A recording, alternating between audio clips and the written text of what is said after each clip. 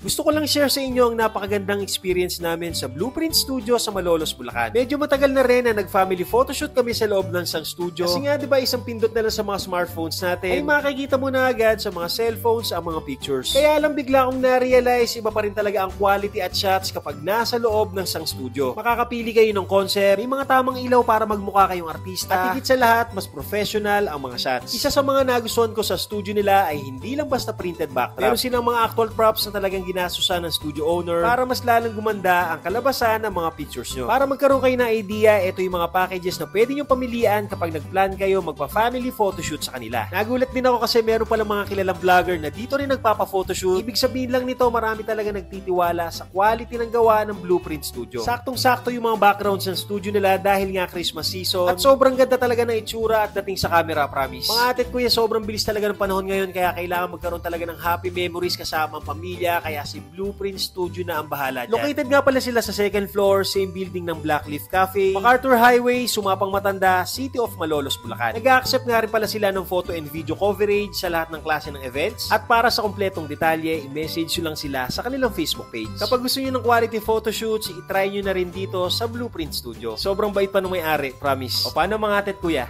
Tara! Look at each other. Tingin na. Funny face.